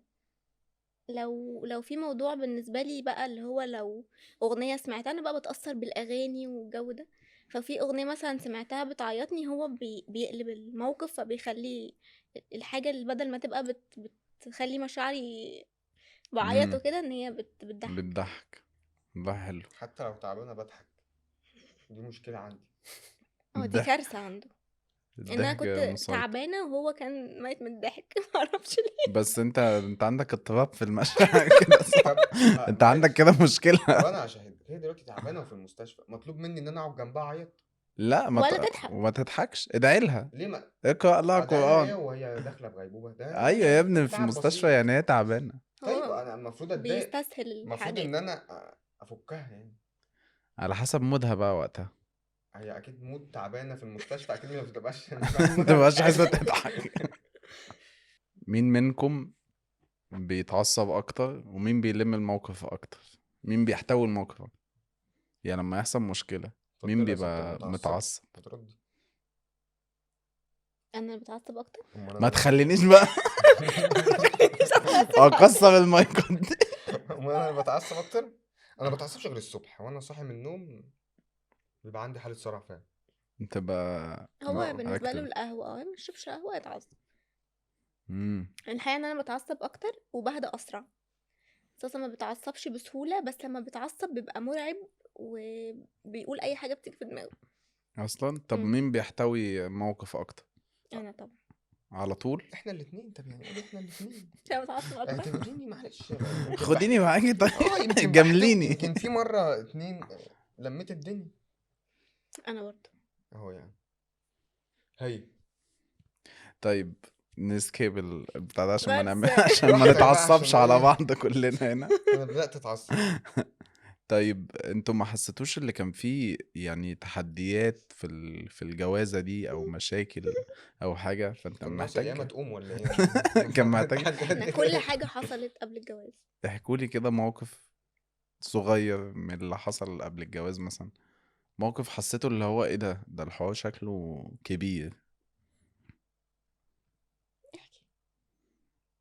كل حاجه حصلت. احنا كورونا جت ساعه واحنا بنتجوز. ده كان كاتب الكتاب، وقت كاتب الكتاب كل صح؟ حاجه كل احنا حاجة. بجد كان كل ما بنيجي نحدد انتوا وقت ميعاد الكورونا ايوه، ده انت من فترة كبيرة قوي كنتوا عايزين تعملوا كده حتى يوم والكورونا كاتب جت. الكتاب قال لك الجو حر وبتحصل حاجات غريبة. يعني يوم كاتب الكتاب كانوا بيقولوا ان ده احر يوم مش عارفة من 4 أو 6 سنين. لا بجد كان بيحصل حاجات كتير جدا واحنا فعلا اتجوزنا حتى وعندنا مشاكل، بس قلنا ما خلاص بقى هنعمل ايه. طب مين اللي قرر ستايلات الشقة طبعا منا، مش هنحتاج أسأل انت السؤال ده. بتسألها انت. والله طب ليه؟ طب يعني انا اجبرتك على حاجة زي لا كده؟ لا، هي عشان هي ذوقها ذوقها أحسن يعني. لا احنا يعني اتكلمنا وشوفنا احنا حابين نعمل ايه، وبعد كده شوفنا مهندس عملنا ديزاين، وبعد كده باقي الحاجات يا بنشتريها سوا يا اختي هي اللي بتعمل. هي بصراحة اختك شالت كل حاجة. يعني ولا بجد انا ولا هو، اختي أغلبية هي اللي عملت كل أصلا حاجة. أختك هي اللي عاملة الشقة بتاعتكم. اصلا بقى حقيقة. انتوا يا دوب بس انت يا منا بتختاري واختك انا بقى. بختار وهو بيدفع واختي بتعمل. ايه رايك؟ أحلى ما تيم في الدنيا. الحياة مشاركة. انتوا بقالكوا كام سنة متجوزين؟ ايه سنة يعني صح؟ في ايه؟ 7 شهور. 7 شهور النهارده كملنا 7 شهور. ما شاء الله. اه انا فاكر. ايوه انا بس فاكر. انا حاسس ان انا بقالي كتير. اه كان النهاردة فاكر. انا كنت فاكر على فكرة. طيب ايه الفيدباك بتاعكم عن اول سنة جواز بقى؟ ادوني كده فيدباك جميل. محترم. لا هي جميلة جميلة هي 10 فعلا. على جميلة 10. فعلا. هي ألف جميلة الألف. جميلة فعلا. الجواز حلو. هقول لك ليه. ليه؟ عشان مش هقول. لا لا قولي. عشان احنا قبل ما نتجوز احنا مقتنعين ان هي حياة زي اي حياة، يعني مش وردي. يعني طبيعي يبقى فيه في مشاكل. مشاكل مختلفة عن المشاكل الطبيعية اللي احنا بنواجهها. يعني مسؤوليات اكبر، يعني في حاجات انا عارفة ان انا هعملها فبتضايق ليه لما بتيجي قدامي. يعني انا عارفة ان انا لما اتجوز يبقى عندي حاجات انا ما كنتش بعملها في بيتنا، زي مثلا ان انا اخد بالي من البيت والتنظيف والغسيل والطبيخ والحاجات دي. يا اما هو يتقبل ان انا بشتغل ويبقى ماشيين الموضوع عادي، ممكن انا اعمل مرة ممكن لا. هو كمان عارف ان هو لما يتجوز في مسؤولية بيت ومراتي ومش عارفة ايه ومصاريف وحاجات مختلفة. بيروح بدري من على القهوة؟ لا اه لا في الاول ما كانش بيروح بدري عشان ما كانش مقتنع ان هو اتجوز. ايوه هو دلوقتي لسه في بقى لوب يعني. دلوقتي اللي هو ايام وايام، يعني الطبيعي بقى. اتقسمت يعني انت شوية ما وشوية. حطيته سيستم؟ يعني حطيت ان انا خميس وجمعة مع صحابي مثلا؟ اسبوع لا مش واسبوع. سيستم. امال مش سيستم. على حسب بولة الضمنة بتقول. زي ما تيجي. لا على لا حسب الشباب بيقولوا ايه. اسبوع واسبوع. لا الاول بجد كان الموضوع صعب، ما كانش ما مقتنع. كنتش مقتنع خلاص بقى ان انا اتجوزت لازم اروح بدري عشان اقعد بقى مع مراتي انا كنت عادي بروح براحتي، اروح البيت انام انزل الصبح الشغل. اللوكاندا. انما دلوقتي الموضوع اختلف. دلوقتي خلاص بقى اقتنعت خلاص بقى. وبقيتهم. طب ممكن اعرف التقسيمة؟ يعني انتوا تقسموها. يعني انا مثلا صحابي المتجوزين بيقعدوا مثلا خميس معانا، جمعة مع الاهل، فاهمين؟ وبعد كده ايه، سبت وحد بيخرجوهم وبقية بص احنا ما بنحبش بقى الاتفاق. هي بتمشي من عند ربنا. بس انت ممكن تبقى هو تيجي عليها في 3-4 ايام. يوم الحد عشان ببقى اجازة هو يوم الحد ده حتى التليفون ما حدش فيهم بيتصل بيه. كله ومعروف. بيخاف. هما كل اصحابه ما اعرفش ليه بيخافوا مني. معروف. مشفرة الدنيا. نظرتها نظرة شريرة. فانت الحد ده بتاعك، انت هات بتاعي. معروف طبعا. الحد ده انت خلاص بتاعك. يوم اهو. وساعات والله وربنا بروح كتير بدري. لا يعني بجد انا دلوقتي الفتره اللي فاتت دي كنت بروح بدري ولا لا؟ عشان اصحابه كانوا في ما في في الشغل الشغل عشان كده كنت طبعا يعني هو بيشتغلني وانا بشتغل سيبيني نفس اكمل طيب يعني. مش عارفه بصراحه. طيب ما روحت كام يوم بدري؟ تحب نعد دلوقتي يعني نعد نتخانق هنا؟ دلوقتي. نحسبها دلوقتي. لا هو واحده واحده بناخد على الموضوع. ما انا برضو في حاجات ستيل ما بعرفش اعملها، يعني انا لحد دلوقتي ما طبختش طبخه عدله، فعادي نمشيله ان هو ايوه يتاخر فاهم. شويه حاجات انتوا بتشيل مع حاجات. الوقت بتفهموا بعض اكتر، بالظبط. بتفهموا ايه اللي بيضايقكوا وكده. بس هو الجواز بس حلو. هو بيقولوا اول سنة جواز بيبقى فيها خناقات اكتر، ده حقيقة هو احنا ولا لسه ما عندناش من اول سنه، لسه بس فيها؟ احنا لسه اول 7 شهور. الحمد لله مش ما بنتخانق شاء كتير، الله ما شاء الله، الله اكبر. يعني ما عندناش خلق الخناق. انا دايما بيبقى عندي مشاكل لما اتخانق على حاجة ملهاش لازمة، يعني دايما بقعد اقول لي يارا مش عايزين نتخانق على حاجة ملهاش لازمة، خلي في خناقة يبقى. هو دايما الخناق بيبقى بيجي من العند. ليه بقى؟ لانه هو فاهمني خلاص، وعارفه ان انا دلوقتي مثلا مش قصدي الخناقه دي، انا متعصبه على حاجه تانية، فبيمشيها لي، وساعات انا بقى يعني في مشاكل كتير هايفه بجد بعد ما بنتخانق بنقعد نضحك، إيه الهبل ده، ايه الهبل انت عملته ده، ايوه، ما انت هو ده اللي عملتيه. بقول عليه، اللي انا بحتاج لما يبقى في مشكلة يبقى في مشكلة فعلا. ما هو مشاكلك اللي انت فاكر ان هي بالنسبه لها حاجه، يعني هي بتبقى في حاجات بالنسبه لها مش تافهه، ايوه، وده سبب اصلا في الخناقه، انه انت ده سبب كبير قوي مستسهل دي حاجه هي اكبر بتضايقها. الاسباب، دي مش سبب كبير، ده اه. حاجه صعبه دي. اللي هو انت شايفها هايفه، لا انا بالنسبه لي مش طب هايفه. انتوا بتمسكوا موبايلات بعض؟ مش دايما. ما عندكوش مشاكل في حاجة زي دي، اللي هي يمسك موبايلك تمسكي لا موبايله، اصلا ولا كده ما كده اصلا. لا بتعملوش كده؟ احنا ما عندناش مشكله، بس انا برضو وصاصه كمان بصراحه، يعني في حاجه اللي هو انا مش عايزاك تدخل مثلا على الجروب بتاعنا خصوصية، واصحابي، مش عشان اي حاجه غير ان انا مش عايزاك تشوف احنا نقول ايه. هو حاجات كمان بنات، ما حاجات بنات بنمسكش وحاجات لا. ولاد. هو كمان بس عادي، يعني لو انا بمسك موبايل او هو بيمسك موبايل ما يعني بيتربش بقى عارفه ويقولك كل لا او ما. الباسورد بتاعته، هي هو كده كده نفس من الكلام حافظاهم كلها. اه، عادي يعني. في السليم يعني يا عم صاصة، في الأمان. خلاص. اكيد معاه موبايل تاني. بتشيله في العربية. انت كده دخلت في قصص تاني. مين أكتر حد فيكم بيصرف؟ منطقه مصرفه. طيب. انت سكت ليه؟ وهل على حاجات حقيقية محتاجينها ولا؟ منطقه مصرفه.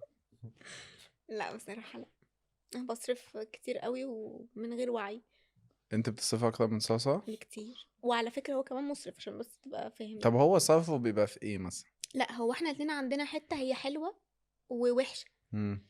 يعني احنا لو انا مثلا معايا دلوقتي جنيه وماشيين حد من اهلي اخواتي في الشارع قال لي انا محتاج جنيه فبديهوله، خد وانا عادي بقى هكمل هشحت انا طبعا. احنا ايوه. كده لدرجه ان احنا ممكن بنطلع مبالغ كبيره جدا لحاجات مش بتاعتنا، مم. غير ان احنا في الطبيعي اصلا بنصرف، يعني اللي هو لو في حاجه انا عاوزاها مش هينفع تاني يوم لازم يجيبها ما لي، برتاحش. حتى لو اه. فلوسه دي بتاعت حاجه تانية. بس بس انا شويه ربك بيمشيها. انا ايوه. بحسبها يعني كده. ايوه. بنظم شويه القصه دي، اللي هو برضو بعمل حسابي، بس صوصه بقى انت بتودي بقى. احنا بنودي احنا الاتنين بتودوا بصراحه. جامد في بصراحه انا يعني اقعد معايا يا بنتي مش عايزين نصرف تاني يوم اكون يا ابني انت لسه قايل لي امبارح. يا ابني بقى. لا احنا الاتنين مصرفين جدا. احنا سايبينها على الله والله تك. على الله يا صاحبي ما شاء ربك الله. بيمشيها اه. كده في ايه احنا قدام. هو ايه اللي تيك تيك. طب انا عايز اعرف شوية عن كواليس تجهيزات الشقة، احكوا لي اكتر كده، تجهيزات الشقة ايه اللي حصل؟ مين اللي قال اللي احنا هناخد الشقة دي وهنعمل كده؟ الموضوع وهل كان انا بس الشقه دي جت صدفه كده. انا عايز اسالكوا سؤال عشان احنا عملنا سكيب للحوار ده، بس عايز اتاكد منه، هل انت قعدت مع الحاج وقلت له يا حاج انا معايا شقه، معايا كذا ما و... كنتش لسه خدت الشقه. ساسا ممكن اسالك سؤال؟ انت جاي تسالني هنا. انت اليوم اللي جيت يوم قرايه فتحتنا كنت جاي عامل ازاي؟ انا كنت جاي لوحدي. كان جاي لوحده لوحده؟ وما كانش مخلص لبس كنت مستعجل. وما كانش جايب مثلا ورد وشوكولاته اي حاجه، كان جاي كده.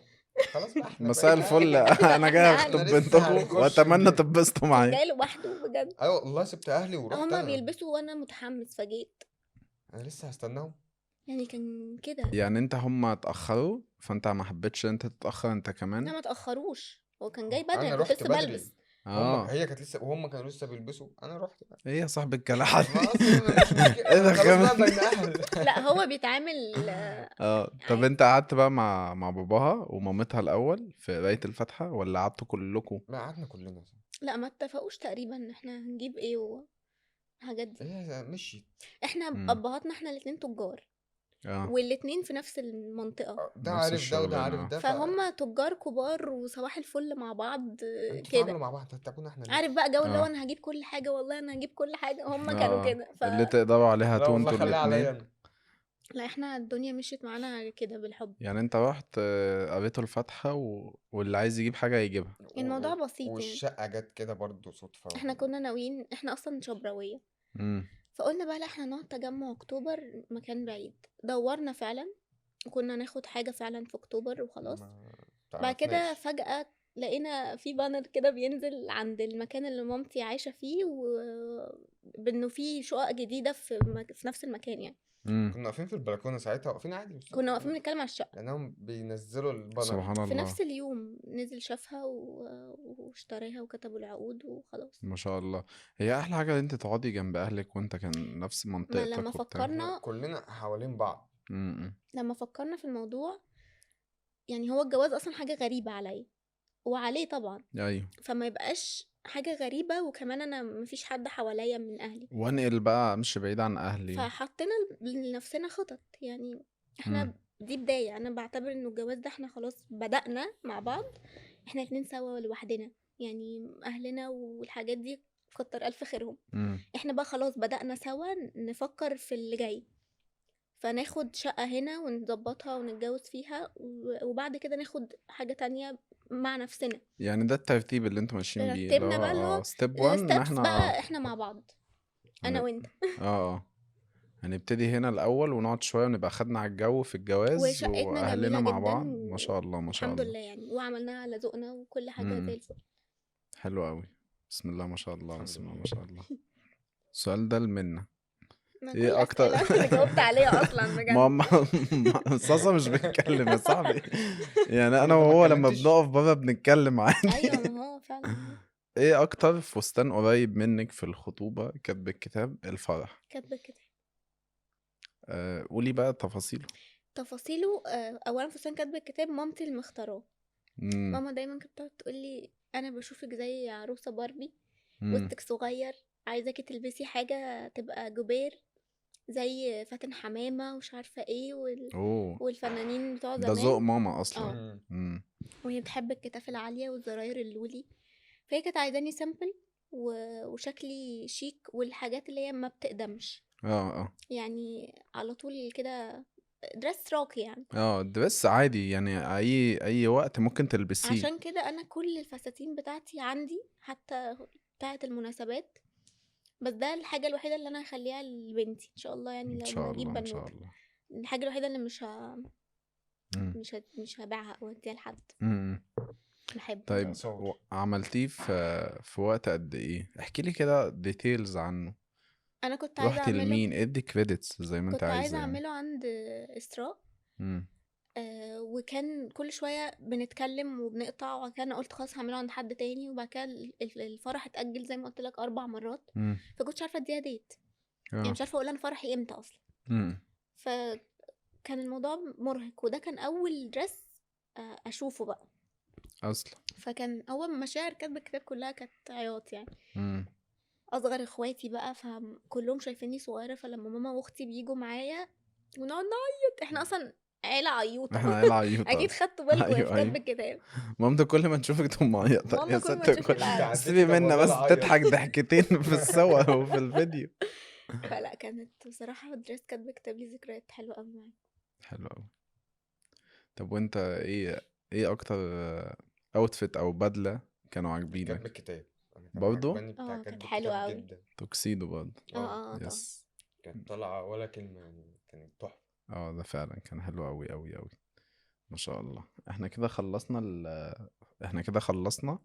دلوقتي بقى في فقرة الأسئلة دي أكتر حاجة بحبها. بسألكوا كل واحد بسأله كذا سؤال، بس بيبقى قاعد لوحده. الله. بسأل على يعني مثلا لو هسأل منا هسألها عليك حاجات حلو ده، انا وهي بحب بقى ده. تقعد تجاوب وانت مش دي هتشوف زي مش هتشوف مراتي في ورطة.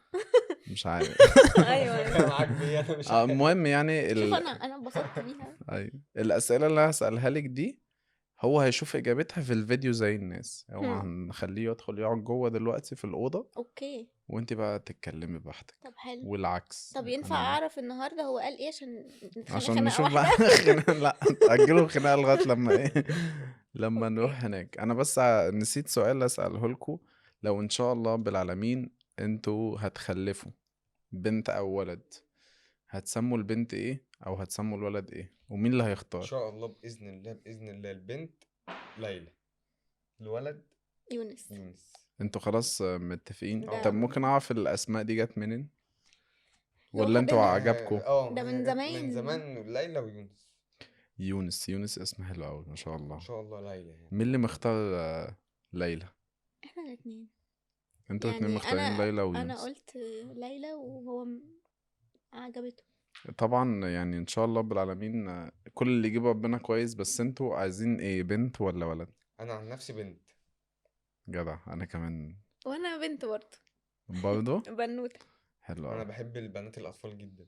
ما هما شاء الله. بيحبوه برضه، حاجة غريبة، والكبار والله. بس بقى خلينا ساكتين.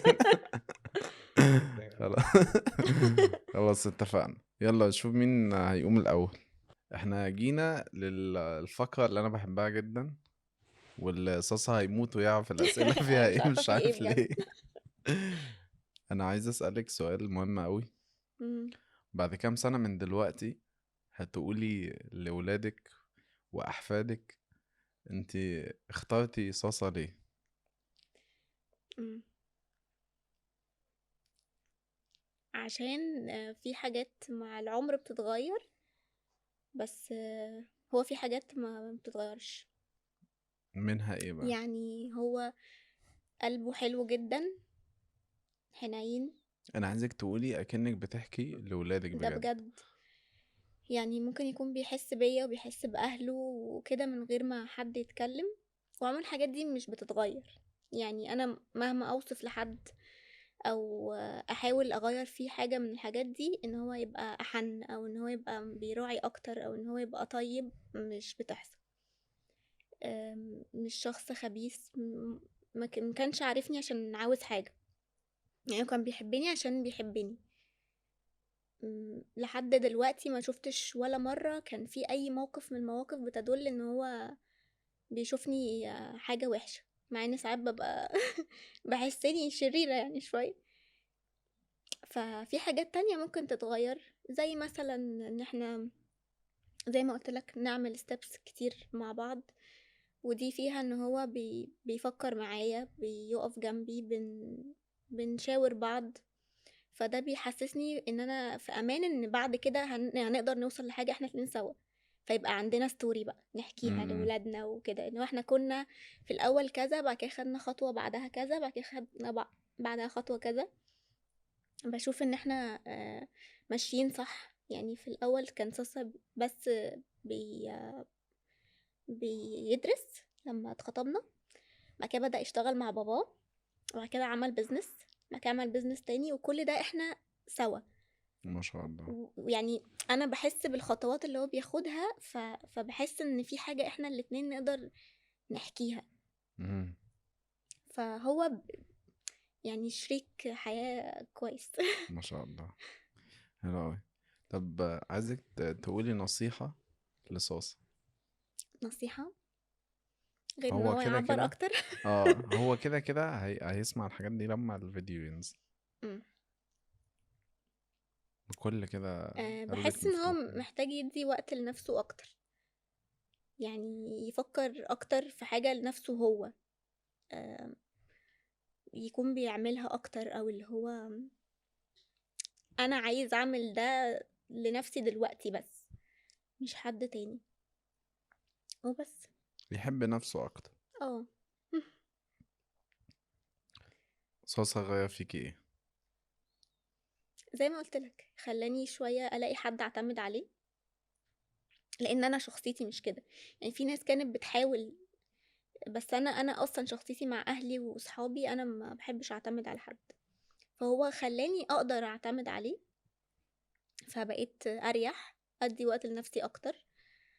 آم، ساعات يعني انا مش بفكر قوي قبل ما بتكلم او بعمل حاجة، بس هو بيخليني ساعات اهدى.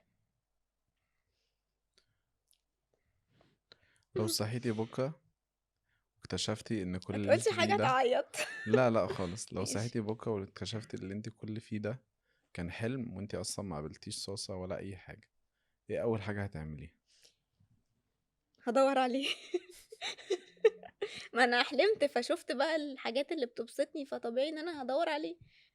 طيب لو جيتي بقى خلاص في اول مقابلة هتقابليه، هتنصحي نفسك بايه او هتخلي نفسك تعملي ايه عشان تقربوا بقى لبعض والحلم ده يبقى لو حقيقي؟ انا زمان يعني قصدك، امم مش حاسه اني اغير حاجه بصراحه، ولا هنصح نفسي حاجه، عشان لو هو ما كانش حبني زي ما انا كده من غير ما اغير حاجه والعكس، ما كانش هينفع نكمل.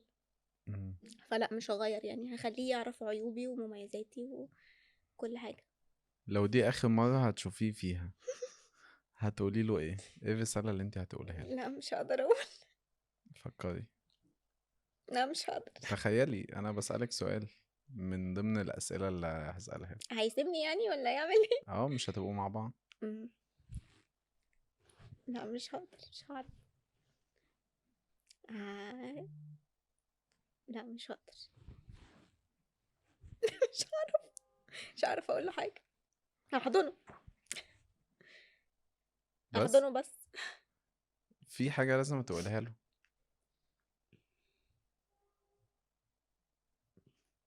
مش هعرف اقول. دي لعبة، ما تعيطيش. لا وحشه قوي دي السؤال ده. دي لعبة. لا قولي اي حاجة. مش هعرف. خلاص خلاص يا جماعة، حد يجيب مناديل. مناديل لا بس. اديها مناديل. ايه الشر ده؟ ده سؤال ده انا وانا بسأل السؤال انت عيطتي. وحش قوي. خلاص. انا خايف اسأل اسئلة تانية. طب لو خلاص لا مش هسأل عشان ما تعيطيش تاني. اسأل.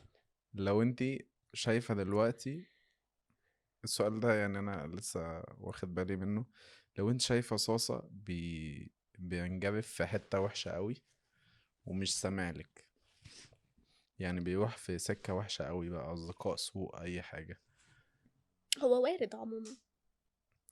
انت هتحلي الموقف ده ازاي؟ بحس ان كلنا وارد نعمل حاجات وحشة ايوه الشيطان. واكتر حاجة بتبقى احسن في المواقف اللي زي دي ان احنا نأجل العتاب يعني بعدين، عشان اي حاجة بتيجي كده دي بتقلب عكس.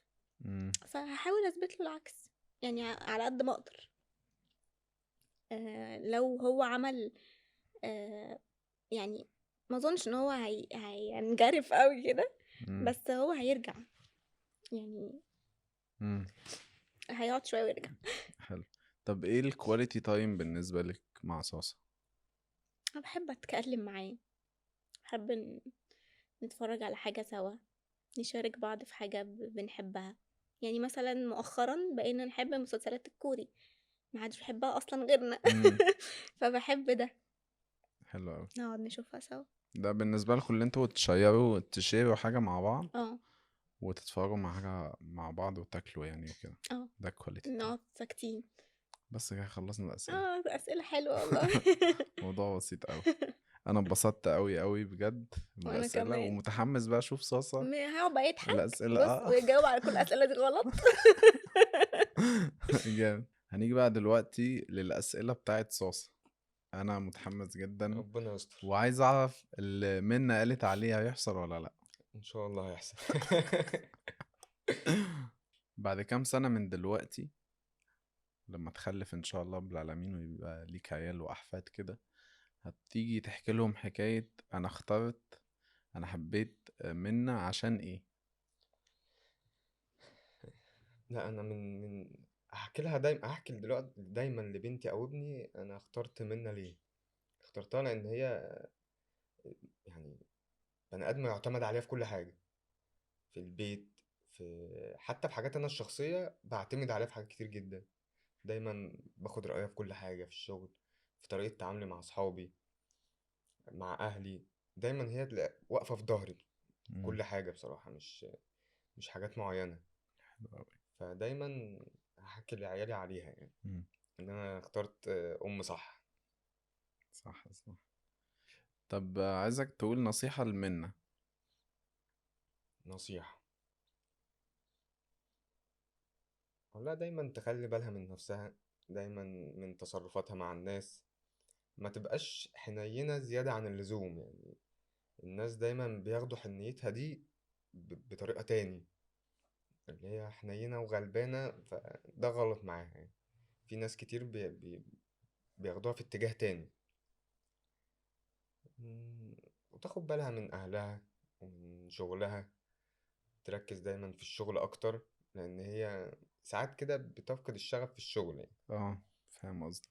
فعايزها تبقى أحسن. أنا دايما ببقى عايز منها تبقى في حتة أحسن. نصيحتك ليها دايما اللي هو خلي بالك، دايما خليكي احسن. خليكي احسن اشطر، ان انا ببقى مبسوط طول ما هي مبسوطه، وطول ما هي ناجحه، وطول ما هي شاطره، ببقى فخور بيها في ايوه كل حاجه فاهم يعني قصدك. عامه. لو صحيت بكرة من النوم واكتشفت ان كل اللي انت فيه ده كان حلم، ايه اول حاجة هتعملها اول حاجه اعملها مع منى؟ ان انا هعيد كل ده تاني. هتروح هك... تقابلها هكرر كل اللي حصل تاني بنفس كل حاجه، من اول يوم. طب انت لو عايز تنصح نفسك نصيحة وانت رايح تقابلها اول يوم هتعمل ايه؟ مش اول يوم بس، في كل الاوقات، ان انا اديها رايي. ان انا اول ما اشوفها اقول لها شكلك حلو. انا ببقى عايز اقول ده، بس ما بقولوش. ما بتعرفش. ما بعرفش، بسكت. هي بتبقى عارفة ان انا عايز اقول ده، بس انا بلاقي نفسي انت مش بتعرف تعبر عامة، لا. هي عارفة دي. ناحية حتة التعبير عندي دي رايحة في داهية مش خالص. موجودة. معدومة. ايوه. ايوه فاهم. طيب اخر سؤال. لا لسه مش اخر سؤال. انت ايه الكواليتي تايم بالنسبة لك، ايه احسن وقت بالنسبة لك مع منى؟ ان انا اشوفها مبسوطة، ان انا اعمل لها حاجة هي حباها، ان انا نقعد نشوف مسلسل كوري سوا، لان هي بتحب المسلسلات الكوري. فانا دايما بحب اشوف هي بتحب ايه او بتحب تعمل ايه واعمله معاها. مم. تحب تنزل بالعربية السينما مثلا، هي بتحب تروح السينما جدا. آه، الأوقات اللي هي بتعمل حاجة بتبقى مبسوطة فيها، إن أنا مثلا ببقى بساعدها بحاجة شغلها. انت ده بيبقى بالنسبة لك تمام. اه، ببقى مبسوط. حلو. بتنرفزني شوية في حتة الصور دي، بس بس تمام، عادي ببقى يعني. مبسوط. اه. لو دي اخر مرة هتشوف فيها منى هتقول لها ايه؟ لا،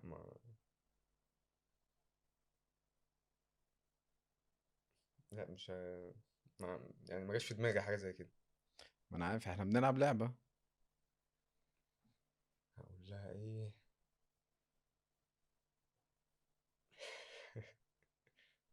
لا مش عارف، لأن أنا ما فكرتش في حاجة زي كده، إن أنا تبقى آخر مرة أشوفها يعني. فكر.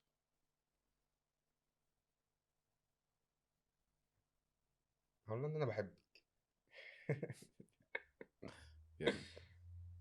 اه عامة احنا خلصنا فقرة الأسئلة، وانا اتبسطت يا اخي أنا اوي مبسوط اوي اوي أكتر والله والله بيكي. معاك. ربنا بس يكرمك يا رب يا حبيبي. لا، أنا كصاصة اتبسطت. أنت إيه رأيك؟ انا اتبسطت برضو قوي وعيطت في الاخر. بس هي لذيذة وبتخلينا نتكلم اكتر فعلا، فحلوة جدا. وبقينا متزوجون مش مخطوبون ولا حاجة. عامة احنا كده خلصنا الحلقة، وانا بجد كنت مبسوط اوي ان انتوا كنتوا معايا، وبجد مبسوط ان انتوا جيتوا ما تعرفوش ايه اللي بيحصل. قررت ان انا اجرب فيكم. انا بحب اعمل كده مع اصحابي يعني، انتوا مش هتستحملوني، مين اللي هيستحملني يعني؟ استحمل يا باشا. فانا براحتك. اتبسطت جدا اوي إحنا اوي أكتر والله اوي. يا حبيبي. كان أنا وأنت. لذيذ. وانا اتعرفت عليكم اكتر بالمناسبة، وحاسس ان احنا يعني انا بحب قوي يعني. اكتشفت ان انا لما عملت ده كتير الناس ذات نفسها بتبتدي تفهم حاجات عن بعض يعرفوا بعض اكتر. أيوة. وبيتكلموا على الحاجات دي. بجد انا مبسوط قوي. واحنا انا كمان اكتر انبسطنا والله. قوي. بس ما تنسوش تعملوا فولو ولايك وتفعلوا الجرس وحاجات اليوتيوب دي. انا حسام انتيكا، ده بودكاست المتزوجون.